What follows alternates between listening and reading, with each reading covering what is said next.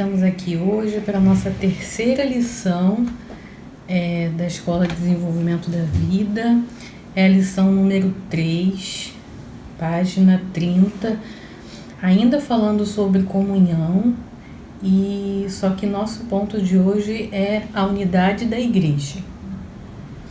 Vamos primeiramente orar, pedir a direção de Deus para que Ele possa estar abençoando as nossas vidas durante esse estudo, esse breve estudo que nós vamos ter hoje, que Ele possa estar abrindo as nossas mentes, os nossos corações para estarmos entendendo um pouquinho mais sobre a unidade da igreja e sobre o que Deus quer de nós como cristãos. Senhor Deus e Pai, na Tua presença, queremos Te agradecer, Senhor, porque o Senhor é um Deus bom, um Deus que nos atende às orações, é um Deus que tem nos proporcionado, Pai, apesar de tantas coisas que têm acontecido, o Senhor tem nos proporcionado experiências contigo, Pai.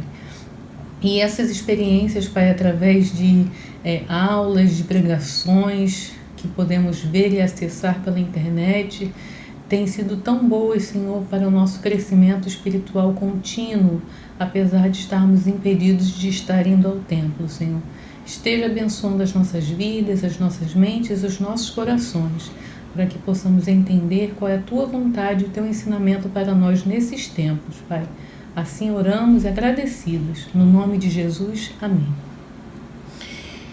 Então, irmãos, vamos estar aqui estudando um pouquinho a respeito de unidade da igreja, e eu vou pedir para que vocês estejam com as suas apostilas em mãos, essa apostila aqui da EDV, essa capa aqui, e abram na página 30.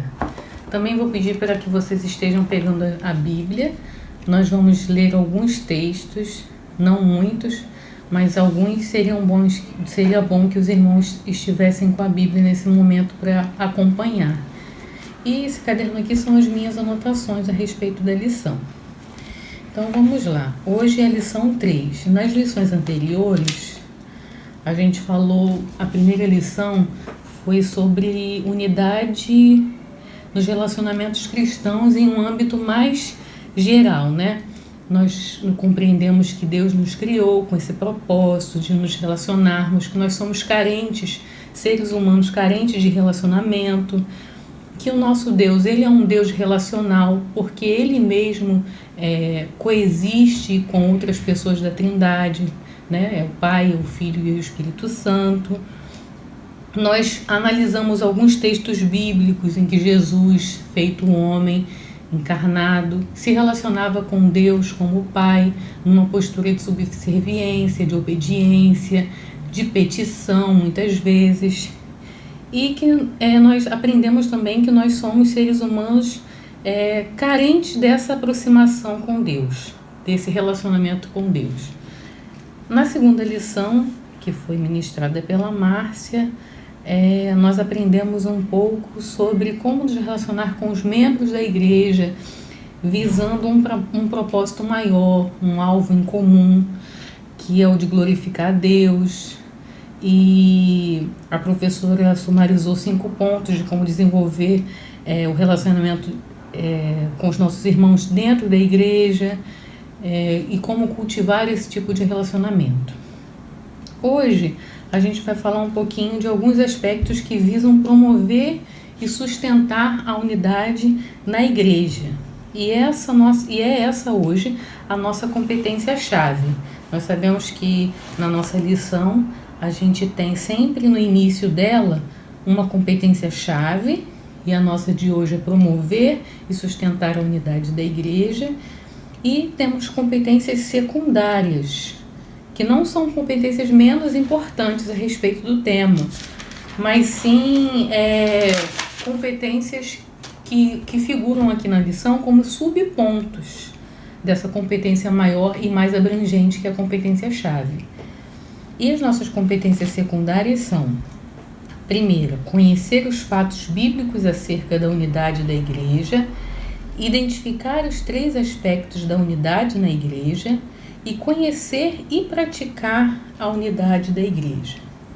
Primeiramente, se a gente for parar para pensar aqui nessa palavrinha, o que significa unidade?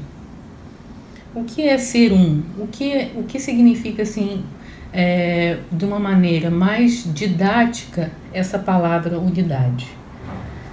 E eu peguei alguns significados no dicionário, e a unidade significa qualidade de ser um ou único, qualidade do que apresenta similitude, harmonia ou coerência com outros elementos.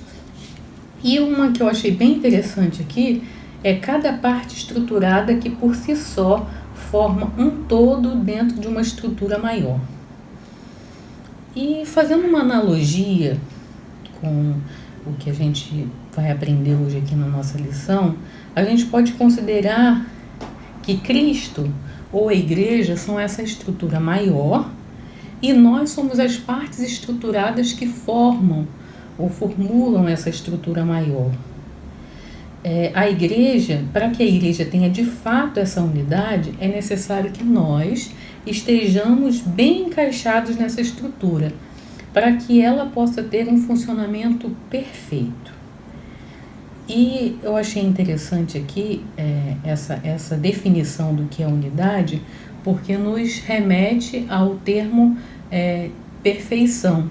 Se a gente parar para analisar e abrirmos as nossas Bíblias em Efésios 5, carta de Paulo aos Efésios 5, versículo 27.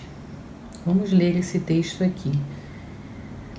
Diz assim: para apresentar a si mesmo igreja gloriosa, sem mácula, nem ruga, nem coisa semelhante, porém santa e sem defeito.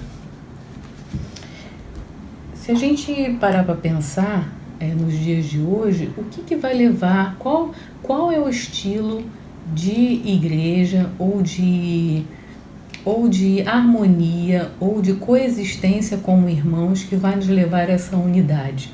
O que vai nos levar? Quais são os pontos-chave que vão nos levar a essa unidade cristã dentro da igreja, dentro da comunidade cristã? Existem vários outros textos bíblicos que nos mostram a importância dessa unidade cristã, a importância de se ter essa unidade como igreja e por que ela é tão importante nos dias atuais. E foi tão importante também nos tempos bíblicos, mas continua sendo importante nos dias de hoje. Se a gente pegar o texto bíblico que o nosso autor aqui da lição, na página 31, página 30, desculpe, diz assim: como é bom e agradável viverem unidos os irmãos. Eu achei interessante esse exemplo dado pelo autor da lição, na página 30. Ele lê esse texto, ele coloca esse texto, que é bom e agradável que os irmãos vivam em união, e faz uma analogia com uma situação que pode, para que nós possamos compreender melhor esse texto, Faz uma analogia com uma situação do cotidiano, que pode acontecer com qualquer um de nós, ou que a gente já tenha presenciado num parente ou num amigo. Ele dá a situação de, por exemplo, uma pessoa que está sofrendo com um tumor. E através da medicina, através da tecnologia, através do que nós conhecemos hoje como medicamentos e tratamentos, a gente sabe que muitas vezes esse tumor ou o câncer, ele é passível de ser removido através de um tratamento, de uma cirurgia.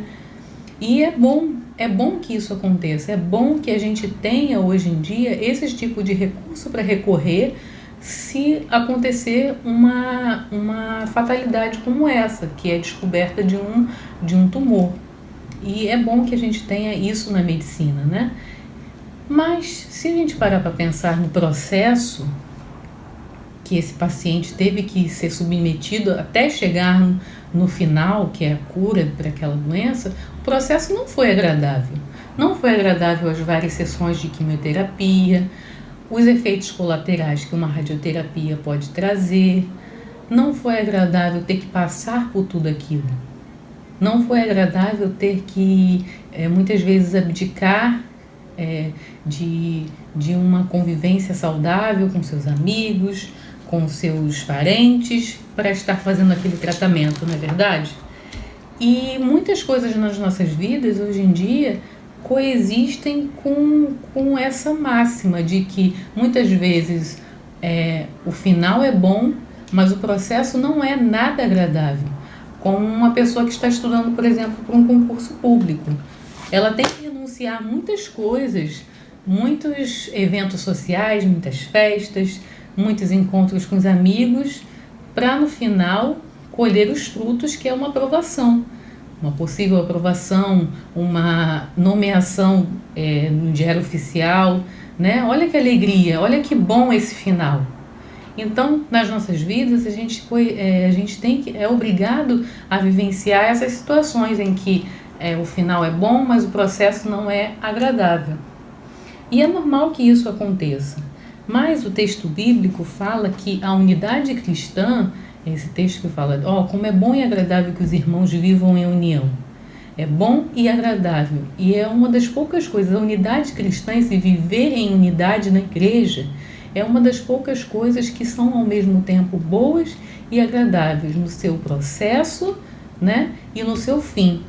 Então, que a gente possa ter isso em mente, né, que a unidade de Cristo, a unidade cristã nos proporciona um processo bom e um final melhor ainda, né, que é bom e agradável ao mesmo tempo. O autor quer mostrar nesse salmo que esse viver em união de que fala o versículo é bom e agradável ao mesmo tempo e resulta numa igreja, né, como Efésios 5:27 fala, uma igreja sem máculas e sem rugas. E é esse o nosso alvo final, né? Que a igreja em si seja uma igreja perfeita. Mas o que podemos concluir acerca da unidade? Se sabemos muito bem que muitas vezes a igreja possui conflitos de relacionamento, conflitos de afinidade. A gente sabe que não é que a perfeição, essa perfeição de que Efésios fala, é difícil de ser alcançada. E a própria Bíblia fala também de exemplos, a própria Bíblia, sabendo disso também, fala de exemplos em que as igrejas passaram por divisões, passaram por falta de unidade, por contendas. E para que tudo isso? É justamente para nos ensinar que, apesar de tudo isso, né, a lição na página 31 fala que a igreja de Corinto, né, estava cheia de problemas e fraquezas.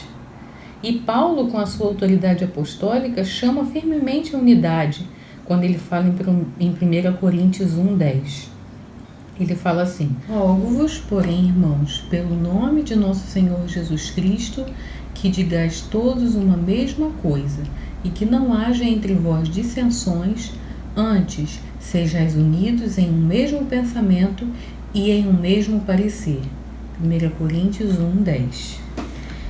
E continuando aqui a nossa lição, ainda na página 31, o ponto 1 vai tratar sobre a unidade na igreja segundo o Novo Testamento. E aqui ele vai sumarizar vários pontos em que os ministérios, né, em que as igrejas divergiam quanto a opiniões, quanto a formas de culto. Aqui na letra A fala que havia variedade de ministérios, letra B fala sobre a variedade de opiniões sobre assuntos de importância secundária.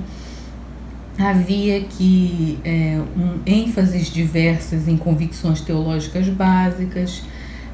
Havia aqui na letra D variedade de formas de adoração, né, de tipos de culto. Isso tudo existia naqueles tempos e existe nos dias de hoje também. E não são coisas que podemos considerar assim, aquela igreja está errada por agir daquela forma ou por cultuar daquele jeito. Essa doutrina aqui, a ênfase nessa doutrina aqui está errada. Aquela igreja que batiza daquele jeito, ou por aspersão ou por imersão, aquela está errada, a minha que está certa. Não, isso são coisas secundárias que podem coexistir dentro de uma comunidade cristã e que de fato existem. As igrejas, as denominações, elas pensam diferentes a respeito dessas questões, né? Que são consideradas questões secundárias. Mas, se a gente for, né, um pouquinho mais para frente, daqui na nossa lição, já procurando não nos estender muito, né, o próprio ministério de Jesus, né, na sua vida, enquanto ele esteve aqui como homem, ele mostrou no seu ministério que existem coisas, existem diferenças que a gente não deve se atentar e não deve deixar com que essas diferenças ajam de forma a nos dividir como igreja, né? Como pessoas que creem em um Deus único, creem em Jesus Cristo, né? No Jesus Cristo encarnado. Então, no próprio ministério dele, a gente for pegar a nossa Bíblia, né, nos evangelhos, a gente vê que Jesus, ele falou com pessoas diferentes, ele falou com mulheres, ele aproximou as crianças, ele jantou com publicanos, né, com cobradores de impostos, ele deixou ser tocado por pessoas que eram consideradas impuras pela sua condição física.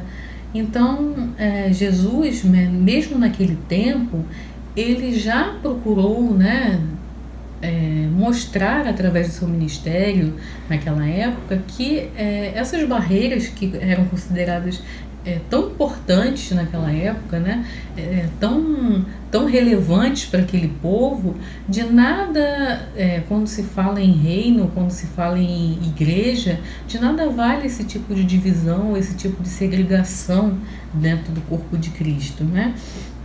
Então, através de Cristo, o Salvador de todos os cristãos, essas diferenças sociais, familiares, nacionalidades são eliminadas e os cristãos são trazidos todos, unidos uns aos outros para serem edificados para a habitação de Deus no Espírito. Então, aqui a nossa lição fala justamente sobre isso, sobre esses ensinamentos que Jesus, naquela época, fez, né, através do seu ministério, que nós trazemos para os dias de hoje. Sabemos que as diferenças, elas existem os pretos, os brancos, os asiáticos, existem ricos e pobres, homens e mulheres, adultos e crianças, mas que diante de Deus todas essas diferenças são neutralizadas, porque a igreja não deve estar atenta a esse tipo de coisa, a esse tipo de divisão, né? Podemos dizer que hoje em dia, né, essas diferenças são diferenças que não importam, são secundárias diante de um propósito, de um objetivo maior, que é a adoração a Deus, né? Deus não faz esse tipo de acepção, né? Não faz esse tipo de separação que nós, humanos limitados, fazemos com a nossa visão tão pequena, né, diante da grandeza de um Deus único, né, de um Deus que pode todas as coisas. E, seguindo aqui a nossa lição, os pontos, temos aqui o ponto 2.2, que fala sobre a unidade que deve estar presente no ensino da igreja, e aqui ele vai sumarizar pontos que esses sim são pontos que não são passíveis de discussão. São diferenças que não são passíveis de serem consideradas discutidas dentro da igreja, ou vamos dizer que são elementos fundamentais, né, que trazem à tona coisas verdades absolutas e sem relativismos, né. Aqui nós temos no texto de Efésios capítulo 4, versículos de 4 a 6. Vocês leiam nas casas de vocês aí, quando vocês terminar aqui a lição, para a gente poder ilustrar isso melhor.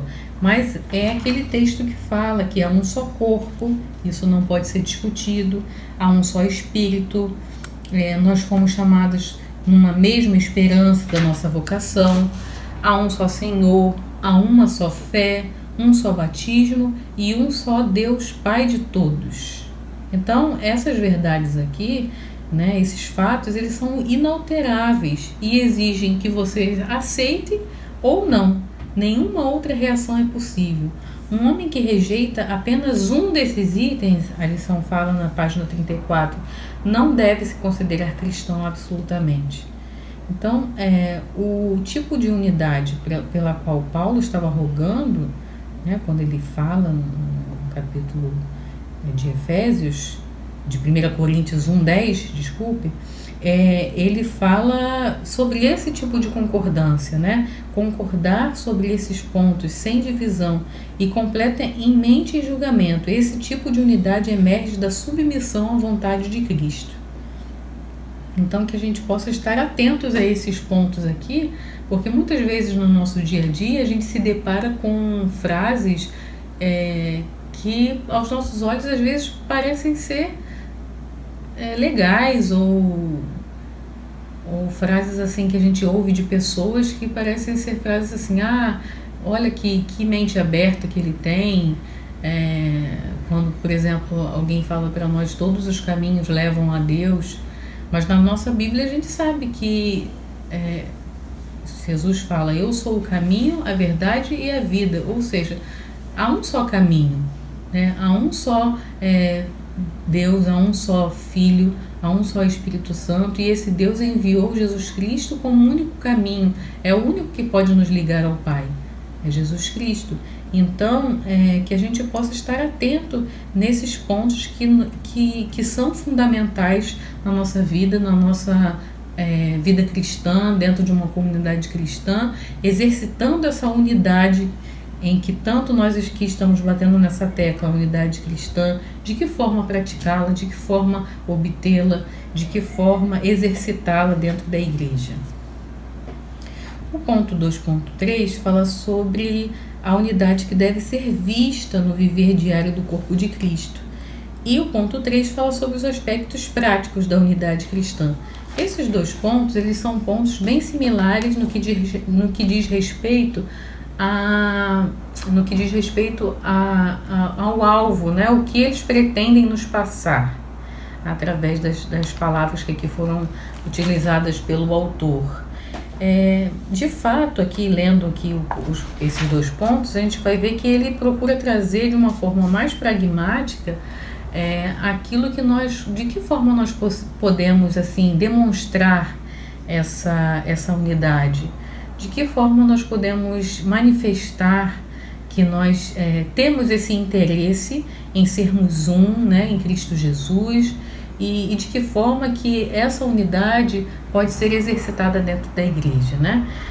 E ele fala aqui em Filipenses 4, versículo 2, que a gente deve completai o meu gozo para que sintais o mesmo, tendo o mesmo amor, o mesmo ânimo, sentindo a mesma coisa. Então, o ponto 2 e o ponto 3, sumarizando esses dois pontos, a gente tem que ter em mente que através do amor, através de considerar os nossos irmãos superiores a nós mesmos, através da edificação, das palavras que edificam, daquilo que eu falo ou penso que pode edificar a igreja, e se porventura algo que eu tenho em mente ou no meu coração para dizer não for edificar, a gente não deve falar, não deve dizer, porque aquilo pode ferir o nosso irmão, pode trazer para os relacionamentos dentro da igreja, pode trazer divisão. Então, que a gente possa sempre ter em mente, né, e trazer para dentro da igreja uma postura mais reflexiva através do nosso viver diário.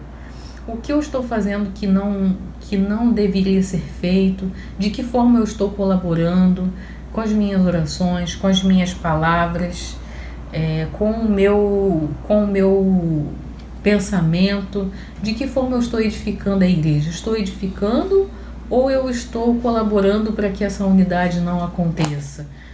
Eu estou colaborando com os meus líderes, com os líderes de ministério, com o meu pastor, ou eu estou apenas querendo que a minha vontade seja feita e agindo, né, como diz Paulo em Filipenses 2, capítulo 3, agindo por partidarismo, por vanglória, sem humildade e não considerando os irmãos superiores a nós mesmos.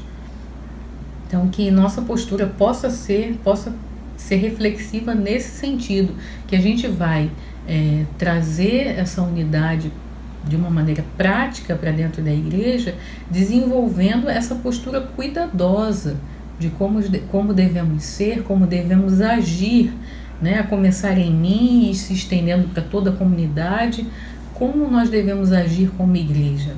Existe uma fórmula? Na verdade, fórmula secreta não existe, porque a fórmula ela já está bem latente nas escrituras, né? De como devemos agir sendo igreja. Jesus está aí mesmo para nos ensinar isso através do seu ministério e através também, depois, né, das exortações que o próprio apóstolo Paulo faria naquele tempo para as igrejas de Filipe, de Corinto e etc.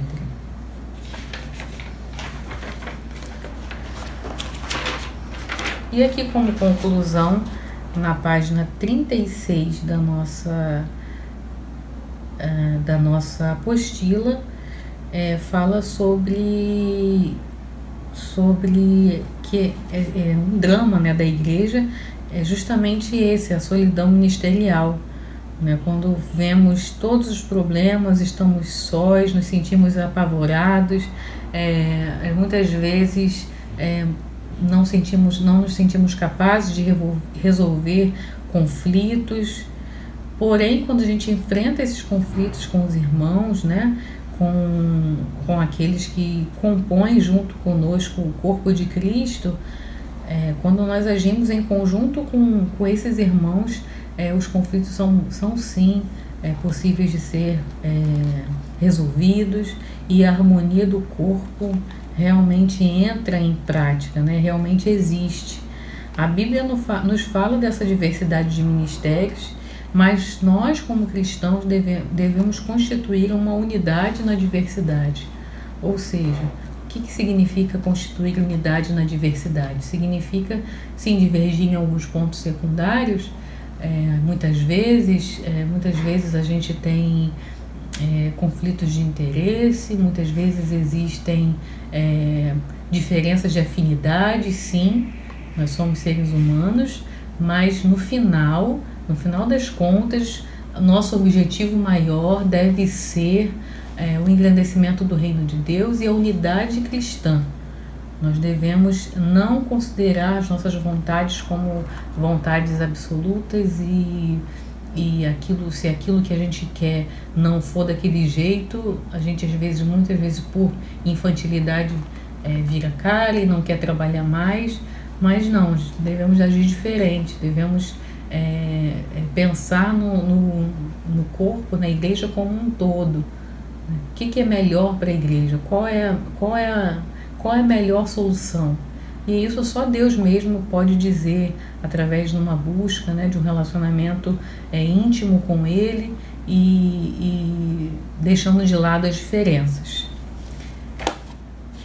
Aqui nós temos na página 37 alguns pontos para revisar, né, e para discutir, e sempre no final da lição tem o para saber fazer, que eu acho bem interessante, que é uma reflexão, né, uma pergunta que a gente não, até porque nós estamos ministrando essa aula usando uma plataforma online, né? Então eu não tenho como saber de vocês aí o que vocês estão pensando a respeito desse tema. Mas para refletir, né? O que nós como igreja, né, a Igreja Evangélica Congregacional de Vicente Carvalho, quais são os pontos fracos e fortes acerca da unidade da igreja? Como corrigir os pontos fracos? Como potencializar os pontos fortes? Então, existe essa reflexão aqui. Eu quero deixar para os irmãos que nós possamos refletir sobre isso, o que nós temos feito de errado, em que nós temos acertado, e que a gente possa, em amor, em harmonia, superar esse tipo de divisão, superar esse tipo de não entendimento, né? Que muitas vezes nós dizemos para o nosso irmão que nós não concordamos com aquilo que ele diz, ou muitas vezes a gente não concorda, mas a gente não pensa, né? Não tem empatia com aquele irmão, não se coloca no lugar do outro. Então, que em amor, em harmonia, a gente possa estar exercitando e corrigindo esses pontos fracos, como diz aqui, e potencializando os pontos fortes que nós temos como igreja, e exercitando essa unidade cada vez mais. Então, que Deus possa estar nos abençoando. Espero ter colaborado de alguma forma aí para a EDV. Tá bom? Um beijo a todos, um abraço, fiquem com Deus.